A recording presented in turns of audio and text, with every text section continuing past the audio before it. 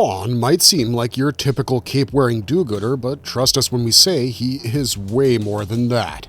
Born from Todd McFarlane's Twisted Musings in 1992, Spawn is part soldier, part demon, and all parts vengeance. He clawed his way out of hell and left behind a bloody trail of necroplasm and broken moral codes. In terms of comic book history, before Deadpool, there was Spawn. Spawn isn't just an anti-hero, he's the anti-hero. He was resurrected through a demonic pact, and now he operates beyond good and evil. His grim scowl hides a bonkers backstory that seems like a fever dream most of the time, so today, get ready to raise hell with us as we explore 25 mind-blowing facts about Spawn. Before we get into this explanation, we have a very small request. If you like our content, please support us by subscribing to the channel. This is a small click for you, but for us, it means a lot. Thank you. Let's begin.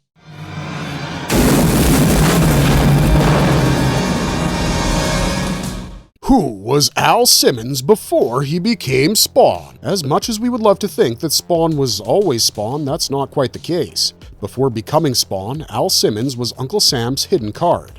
He was a dangerous Marine Force recon lieutenant colonel who got picked by the CIA for their most black bag assignments. He was a highly decorated and fiercely loyal man, so all in all, he was the right pick for toppling regimes, cleaning up messes of the US government that the government didn't want to be traced back to them, and assassinating political threats. Whenever there was a problem that required a morally gray solution, Simmons was the man, and his director, Jason Wynn, he didn't think much about ethics in the first place. While things were going okay, Al ended up doing something that was bound to happen. He grew a conscience, especially after he learned that a covert CIA program was targeting foreign innocents and US civilians for elimination. Seeing the horrifying job waiting for him, he decided to blow the whistle. He no longer wished to be associated with the agency, but Wynn didn't appreciate the 2 weeks' notice. This kind of agency simply doesn't let its old operatives go, and Al learned the truth in the worst way possible. His best friend Chapel blew him up using a napalm-based compound in Botswana.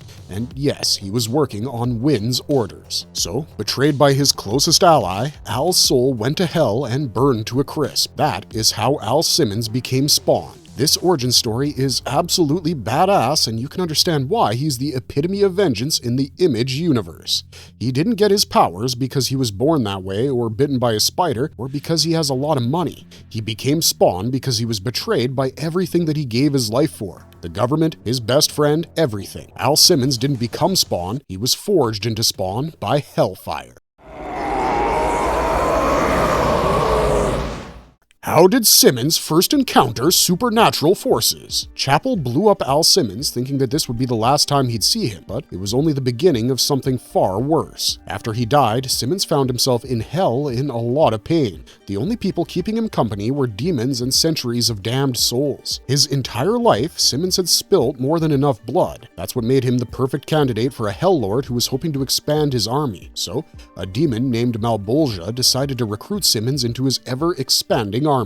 Al, on the other hand, had a bargain of his own. He really missed his wife Wanda and wanted to see her, so he struck a deal with Malbulas. In the end, it was decided that if Al agreed to be a Hellspawn, Malbulas would let him return to Earth. Al was completely blinded by grief and regret. Upset with how things went for him, Simmons agreed, but there was a tiny print on that demonic contract that Al had missed. You see, by the time he came back to Earth, 5 years had already passed. His body remained burnt and deformed, and his memories were barely there. And the worst part? His wife Wanda had moved on and married his best friend, Terry Fitzgerald.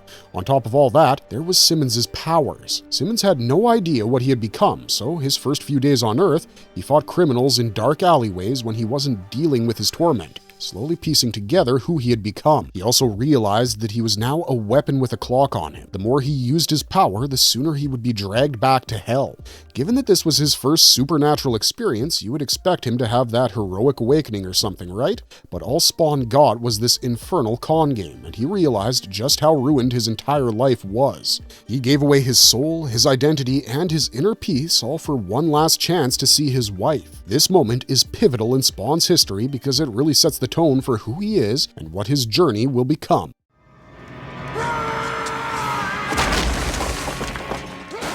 Why does Spawn's costume always change? I'm sure you've all noticed the costume changes when it comes to Spawn. The reality is his costume is alive. It's an entity of its own, known as Letha of the 7th house of K. More commonly, it's known as K7 Letha. Letha is when fashion meets horror, function, and sentience. Letha is a parasitic organism that was forged in the depths of hell. When Al became Hellspawn, the Letha bonded with his nervous system and created his suit, which allows the suit to be meticulously attuned to Spawn's needs, be they emotional, physical, or environmental.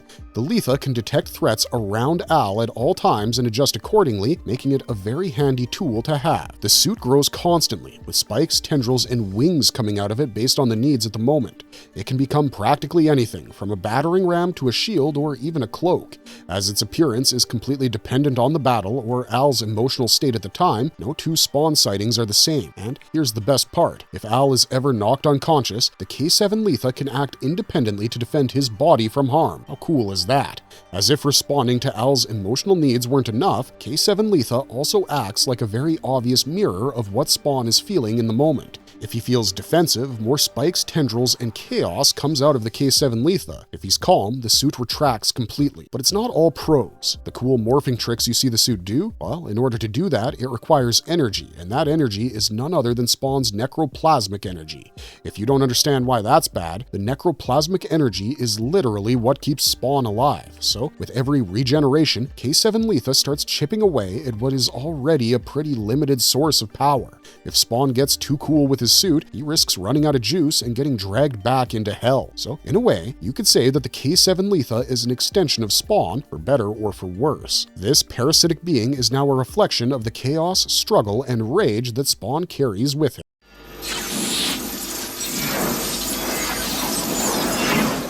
What's the true purpose of Spawn's chains? We've seen Spawn use his chains a gazillion times to choke out low-level thugs, but there's so much more to them too. They're not just decorative accessories, they're appendages that move with Spawn, as they are directly linked with his necroplasmic essence.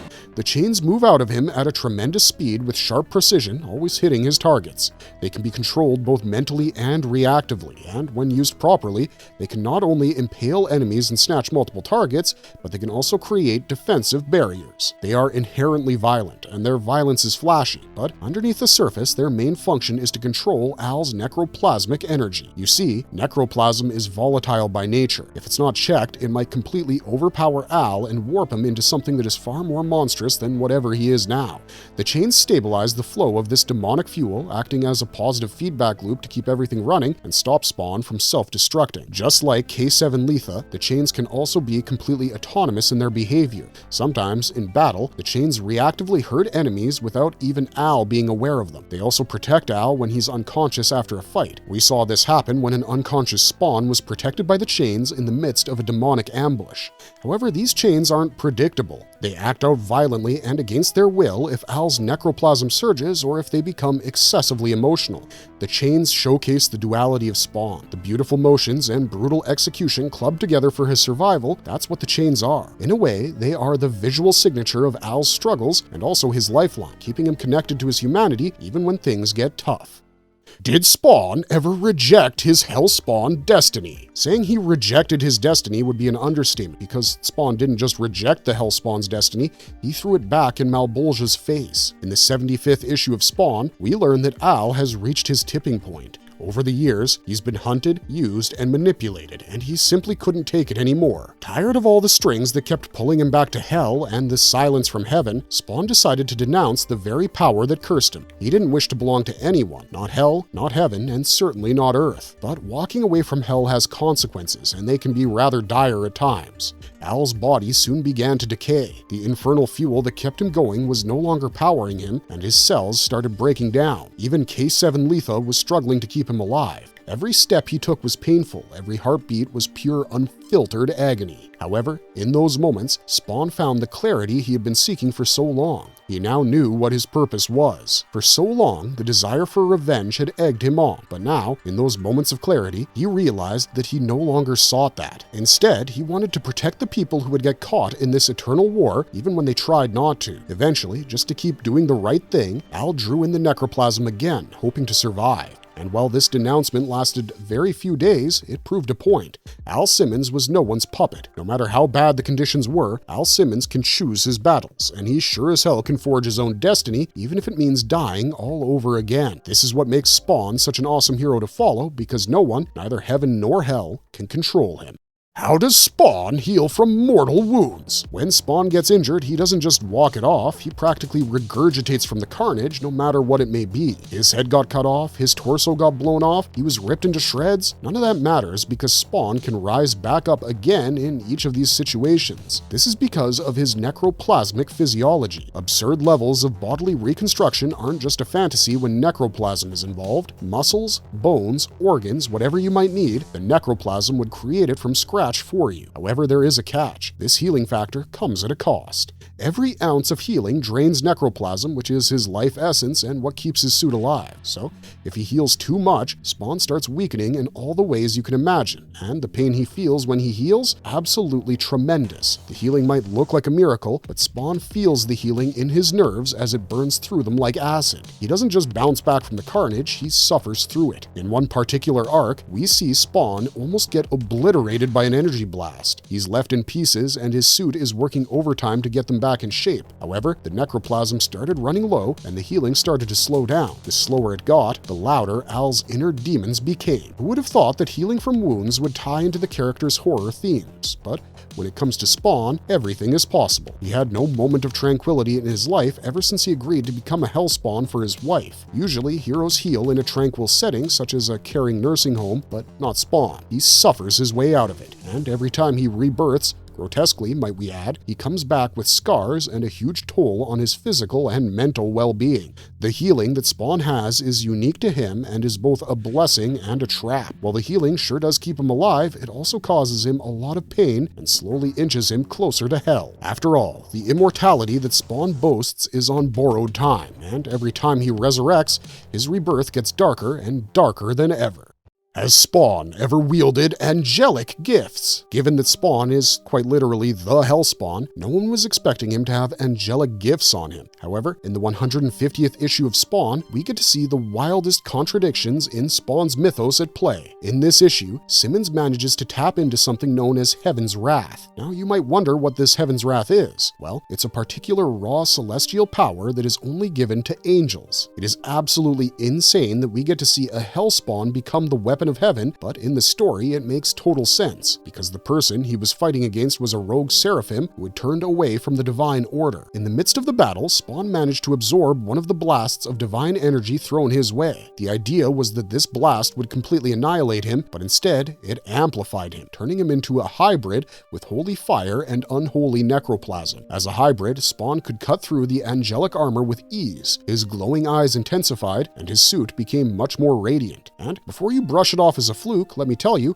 it was anything but that. It hinted at a terrifying truth that Spawn was a lot more than he thought he was. His potential wasn't bound by hell. In fact, it could act as the much-needed bridge between the two cosmic opposites. While everyone around him was bound by laws and contracts, he was bound by neither. He was free. But using this angelic power came with a price. His body almost tore itself apart because of the overload. His soul was burned and his suit destabilized, allowing him to exist between realms for some time. Heaven didn't want him and hell could not control him, and as for Earth, well, it barely understood him. While we watched him exist between the realms, one thing was clear. Spawn was a wild card in the eternal war between hell and heaven. He could even rewrite the rules completely, and everyone was terrified of his potential.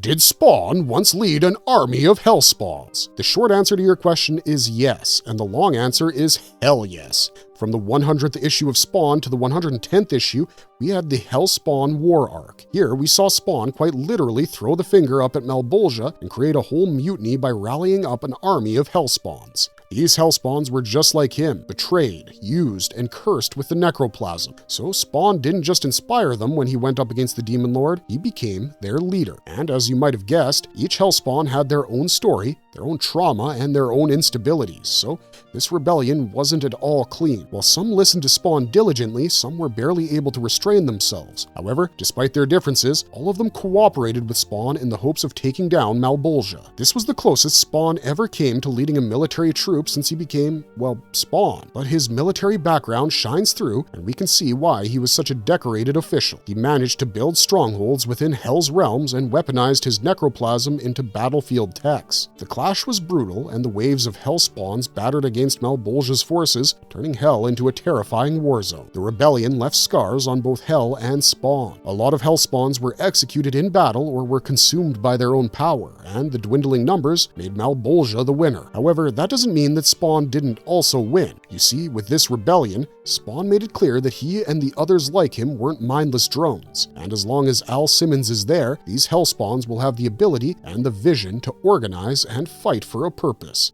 What tragic connection ties him to his wife, Wanda? The deepest wound that Spawn has isn't Hell, it's his home. When Al found that his beloved wife had moved on with his best friend, Terry Fitzgerald, and was raising a daughter, Cyan, Al realized that the life he died protecting now existed without him and was doing a lot better. This realization destroyed him. He didn't come all this way for revenge, he came all this way because he wanted to be with Wanda again. But fate made sure that Al's return would simply break him further. Wanda represented everything that Al had lost, and whenever he saw her, that realization cut deeper than anything else. Although Wanda had moved on, Al could not. So he stays far away from the family while also keeping all of them safe and swallowing the heartbreak. You might think this is a love triangle, but in reality, it's the decay of one's personality, a slow and painful decay of identity. Al is not just mourning Wanda, he's also mourning who he was with her, but as long as Wanda is present, Al remains tethered to Earth. Her new life somehow gives Spawn a reason to fight, even though they are the very same reasons that stop Al from ever finding peace. Can Spawn travel between realms? Oh, 100% he can. And the best part? He doesn't need a passport. You see, whenever Spawn needs to travel, he uses necroplasmic portals, which are rips in the fabric of reality that can be powered by his own essence. Using enough concentration and energy, he can go wherever he wants. Earth, Hell, Heaven, Shadowlands, and even Dreamscape. But, like everything else he's ever done, this one also has a little cost attached to it. Each portal consumes a lot of necroplasm, which is worrisome given that he has a limited supply. On top of that, every dimension has something akin to a threat. Hell has wraiths, Heaven has seraphim, and the Shadowlands have forgotten entities, far too monstrous for Hell to roam freely. So every trip he takes might end up being an ambush. In Spawn Godslayer, we get to see the alternate timelines through the same rifts that Spawn used in the 89th issue to confront Malbulja directly. The fascinating aspect of this portal travel is how he navigates. His portals are created from need, intent, and of course rage. They're like scars in the air, whispering doom and bleeding cosmic energy, and sometimes these portals even work in reverse. We've seen otherworldly horror reach him using these portals. Maybe that's a symbolic representation of actions done in anger, justified or otherwise. It might come back to bite you on the ass. Who knows? Spawn is a soul that is so corrupted and yet so defiant that even the universe can't hold him in one plane. This traveling between the realms highlights what a big multiversal anomaly he truly is. What's the deal with Spawn's necroplasm limit? It wouldn't be Spawn if Spawn had infinite necroplasmic fuel. When Al first returns from Hell, he's given a finite pool of necroplasm, kind of like a spiritual battery. If it hits zero, his body would disintegrate and he would be sucked right back to Hell. Everything he does, from healing to shapeshifting to summoning chains, drains that battery. Even existing on Earth requires necroplasmic upkeep. In the beginning, we saw Spawn lash out violently, dipped into the tank over and over again, but once he realized he had a counter, he started using everything around him as a weapon. This added a gritty reality to his story because, unlike Superman, Spawn cannot fight his way through the problems. Then comes the plot twist. Al realized that he could recharge said battery. He would either have to channel grief and rage, defeat other Hellspawns, or siphon from the ambient dark energy. So, the whole finite necroplasm, enough to keep him alive on Earth but not forever, was a bunch of crap sold by Malbulja to keep him obedient. Eventually, we saw Spawn completely disregard this limitation, evolving enough and tapping into the larger necroplasmic forces. But those earlier limitations are what truly made Spawn who he is today. Did he ever die again after becoming Spawn? After you die once, it's practically impossible for you to do it again, right? Well, not when you're Spawn. In the 200th issue of Spawn, he had to face up against an abyssal demon who extinguished his necroplasm completely. This was like pulling the plug on Spawn's life support. There was no energy, no regeneration, and no resistance. For a second there, Spawn was truly gone. But death could never stop Al, and this time, instead of resurrecting from hellfire or vengeance, Al Simmons was brought back from love. Wanda prayed for his return, and this emotional beacon somehow reactivated his essence. It reignited his necroplasm at a cellular level. Despite the sweetness that started the rebirth itself was brutal. He was yanked back from the void, and his return was explosive. While his body was reformed, his soul was completely shaken. He was no longer just a Hellspawn, he was something more. This second death cemented the core of Spawn's journey even more. Immortality never meant peace for Al Simmons. It meant he had to carry every single failure, every pain, and every scar with him. Has Spawn ever teamed up with DC heroes? Spawn is from the Image universe, and in 1994, DC decided to join hands with Image to give us some peak 90s insanity in Spawn/Batman. The Hellspawn and Dark Knight's joint forces weren't something everyone was expecting to see, but it was a fun time for everyone. Together, they duked it out with the Joker, who somehow got juiced up with demonic tech and became cybernetically enhanced. Frank Miller and Todd McFarlane joined forces to give us this gritty, gloriously over-the-top story. They start off hating each other, of course. Spawn is a dangerous supernatural wildcard in Batman's eyes, and Spawn thinks Batman is a self-righteous tool. They fight often, but when a bigger threat emerges, the two join forces to stop the hellish machines and brain-harvesting tech. This team-up is particularly significant as it shows just how out there Spawn is when compared to Marvel or DC heroes. The contrast between Spawn and Batman is highlighted in every panel. Spawn is chaos and rage, while Batman is logic and precision. They are the far ends of the anti-hero spectrum. Sadly, this story isn't canon in either universe. However, as fans, we still hail it as a cult classic. It shows that even when going toe-to-toe with bigger comic icons, Spawn can still keep his necroplasm-soaked identity intact. What's Spawn's connection to medieval Hellspawn? The 50th issue of Spawn introduced us to Sir John of York, a 12th century knight who made the same deal with Malbulas, and this medieval Hellspawn wasn't just a gimmick, he was a complete parallel to Al Simmons. Just like Simmons, Sir John was betrayed by the country and church and ended up becoming a Hellspawn after he was executed for a crime he didn't commit. Their similarities are striking. Both men were turned into killers, they were manipulated by higher powers, and they were cursed with necroplasmic damnation. However, when compared, Sir John's story is far more tragic. He didn't fight for revenge, he started fighting to protect villagers from both demons and corrupt nobles. Despite being stuck in a literal nightmare, he's a man of principle, making him a more noble Spawn. Simmons often encounters remnants of Sir John of York and even gets visions of his battles. These memories shape the way Al understands the lineage of Hellspawns. He knows that he's a part of a long chain of tortured souls across history. The medieval Spawn even got his miniseries, and that expanded on the idea that the Spawn curse is timeless. The realization that while Al is the famous Spawn, our Spawn, he's not the only one, and that's absolutely brutal. Can Spawn lose control of his suit? When your suit is quite literally a living being in and of itself, of course, there are moments where you're gonna lose control. And given that K7 Letha is directly linked with his emotions, necroplasm levels, and all that jazz, under normal conditions, Letha is the best ally anyone could ask for. But whenever he's overloaded, Letha becomes completely lethal. In several arcs, more specifically the Hellspawn War arc, Malbulas boosted Spawn's necroplasm output beyond all kinds of safety limits.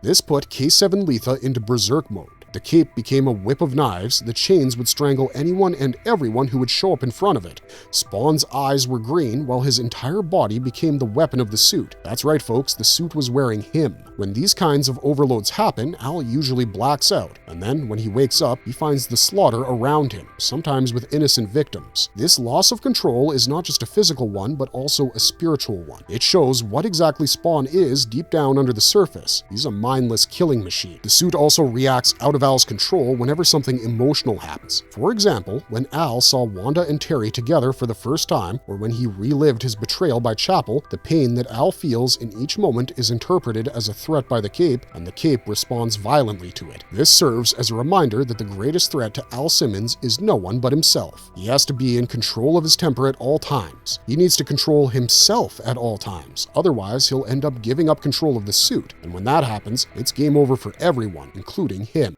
Has Spawn ever had a human sidekick? We know Spawn has the vibe of someone who usually works alone, but he actually does have a partner, and this partner is no edgy merc or grisly mercenary on a redemption arc. It's Cyan Fitzgerald, the child that Wanda and Terry had together. While Cyan is just a child, she has some sort of sensitivity to necroplasm and the forces that are swirling around Spawn. This made it hard for Al to stay in the dark for long, and over time they got closer. Spawn, who has been desperately trying to hold on to some humanity, found that tether in Cyan that would bring him closer to his old life. Cyan, on the other hand, can feel the pain of Spawn even if he's in another realm. She even pulls him back from the edge sometimes. In the Spawn universe comics, Cyan eventually became even more important. She got the codename Nyx in alternate timelines and even had her own mystical abilities. No matter where Spawn is and what he's doing, Cyan is one of the few people who remind him that he used to be human at one point. She understands him, and that kind of emotional armor is stronger than the armor he gets from necroplasm.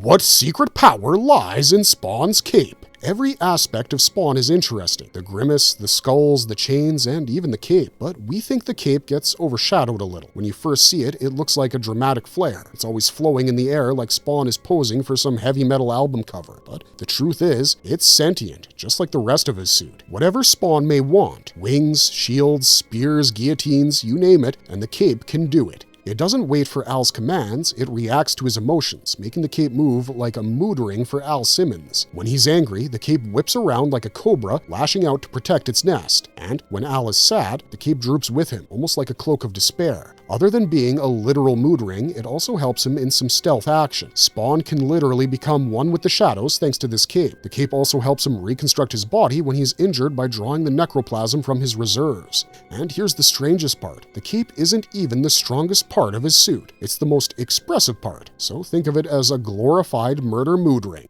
How did Spawn once become a literal god? We know that Spawn is superpowered, but at one point he went even beyond that. He went full divine mode. He became legit god tier. From the 211th issue to the 215th, we had the Armageddon arc, in which Spawn absorbed a huge amount of necroplasm, and with that much necroplasm, he ended up surpassing anything we'd seen before. His energy was so high that he made heaven and hell nervous, and after gaining so much energy, Spawn ended up becoming a key player in the celestial war between heaven and hell.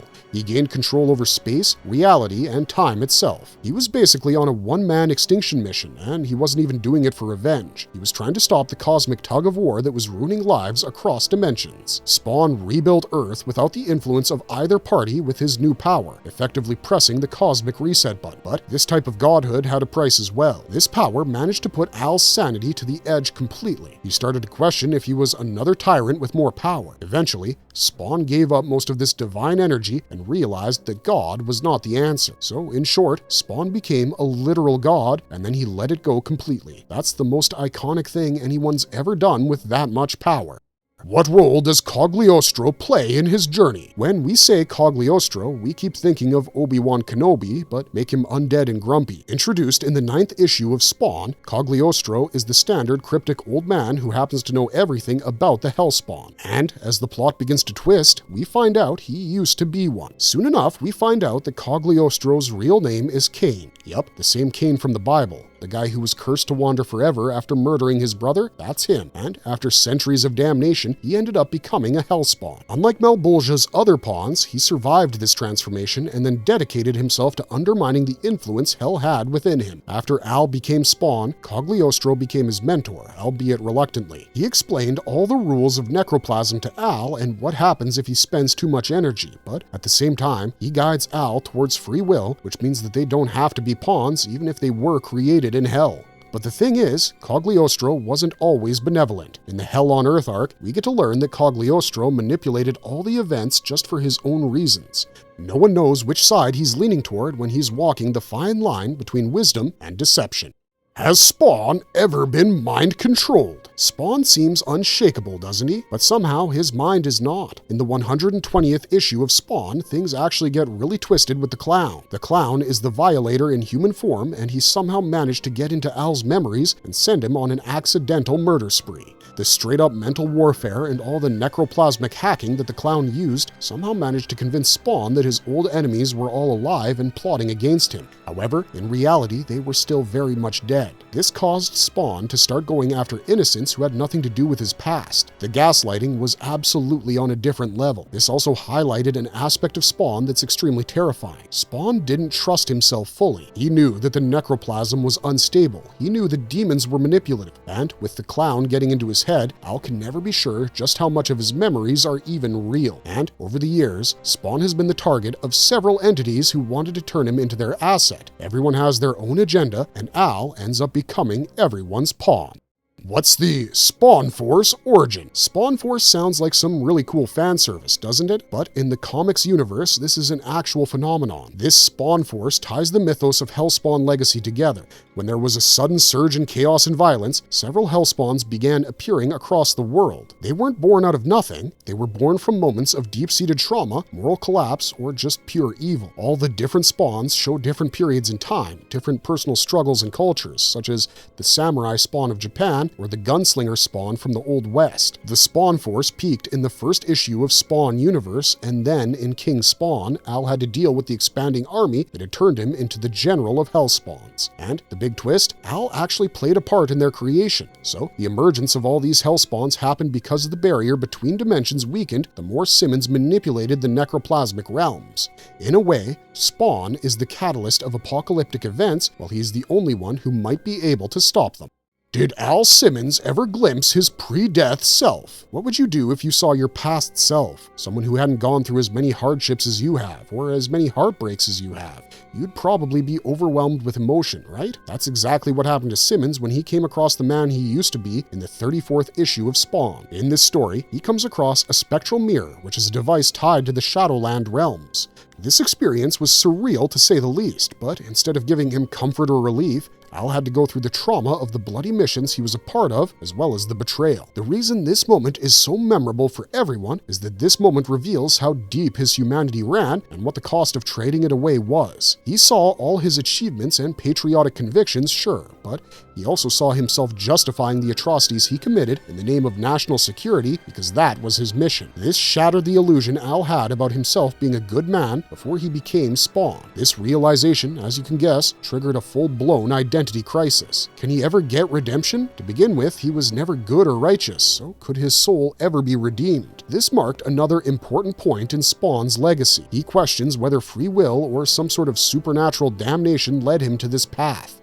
This arc also highlights the moral ambiguity that defines the whole series. Can someone really be a hero? Or is a hero simply another normal person like you and me who chose the impossible solution while stuck in an impossible situation? As you read further, the comics that were built on this thread show Simmons grappling with his pre-death self. He keeps remembering who he used to be, and it becomes fuel for him to be better and a warning of how he needs to stay on his mission despite the darkness that might catch up with him. What is Spawn's most personal vendetta? Al has fought both Hell's demons and the angels from heaven, and sure, those fights were epic to say the least. However, his most personal mission was vengeance against the people who hurt him the most. He may be a supernatural entity now, but first and foremost, he was a man who was betrayed by the US Black Ops unit. So now, he was on a mission to get revenge by simply dismantling that unit from the inside out. This need for vengeance is at the forefront of many of his arcs, especially between the 10th and 25th issues of Spawn. Here, we see Al starting to trace the government's involvement in the covert assassination programs. As he dug deeper, he found out that the puppet master behind his death was none other than Jason Wynn, the CIA director. And what's worse was that whole thing with Malbulas, that was also Wynn's work. That's right, folks. Wynn offered Al to Hell in exchange for control over necroplasmic energy. This fight is way more personal than the ones we've seen in Spawn so far. Al had spent a good chunk of his life believing in his chain of command. He believed that he was doing everything for the betterment of the country, but now he found out that he had been exploited, both in life and in death. The betrayal went so much deeper with Wynn's involvement with Malbulas. Frustrated, betrayed, and out for vengeance, Spawn systematically eliminated former colleagues one by one. He dismantled covert ops rings and brought the well-hidden government secrets to light. However, all of this was never enough, and in the end, each kill he secures brings him a little closer to the one thing he never wished to be.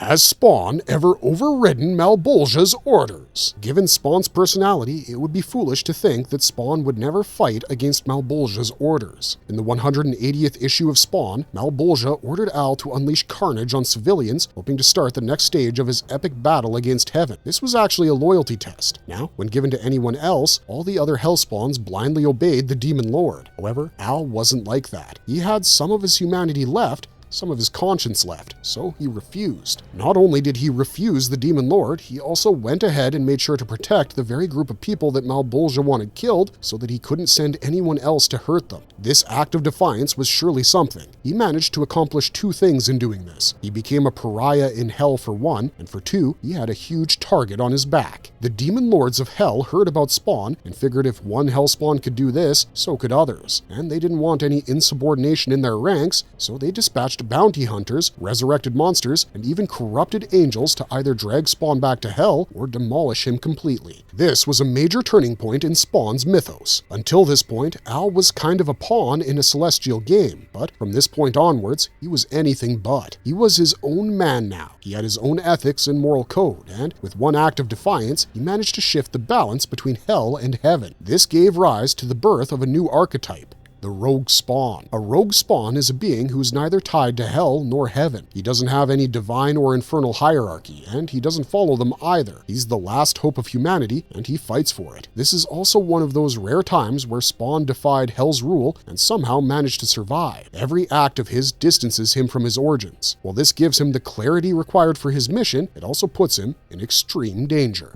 What's the ultimate fate of Spawn? We've all found ourselves wondering what the fate of Spawn is. Well, would it surprise you if we told you that you already know what his final destiny is? Through decades of storytelling, there have been several hints at what his final destination would be. However, the 300th issue of Spawn gave fans a more definitive glimpse. Well, it's not a happy ending, it's not eternal damnation either. In this issue, we see that Al is actually destined to be the cosmic balancing force between Heaven and Hell. Heaven and Hell have been in eternal conflict, and after years of warfare, power struggle, and torment, Al realized that this is a bureaucratic power struggle with humans as collateral damage. Instead of picking either side, he absorbed power from both realms and created his very own path. By doing so, he became something different. He wasn't a Hellspawn, but he wasn't an angel either, and he certainly wasn't a man. He tore down the barriers between the three realms as a symbol of human agency and forced divine beings to see their own hypocrisy. He became the most respected and feared figure in the cosmos simply for choosing a third path that never existed before him. By the end of the issue, Spawn is no longer fighting for redemption or vengeance. He's fighting to give humanity a voice in a war where they were never considered in the first place. Salvation, annihilation, and something in between all are a part of Spawn, for he is ever evolving. Marvelous verdict! So there you have it, folks, the 25 facts about the most badass anti-hero in all of comics. Spawn is not just a vengeful corpse in a cape, he's a one-man army against Hell and Heaven. Al Simmons has done it all, from being a CIA top agent to punching angels, slapping demons, and becoming a literal god. Whether you're a new fan or have been watching all of this unfold since 1992, you know one thing for sure, McFarlane's creation isn't going to slow down anytime soon. Hellspawn is simply getting started, and we're all here for the ride. Let us know in the comments your favorite Spawn fact or moment. Maybe we missed one, and we'd love to hear about it. We're always looking for ideas for new videos. And while you're down there, don't forget to leave a like and subscribe to us if you haven't already. Otherwise, thanks for watching, stay safe out there, and have a marvelous day.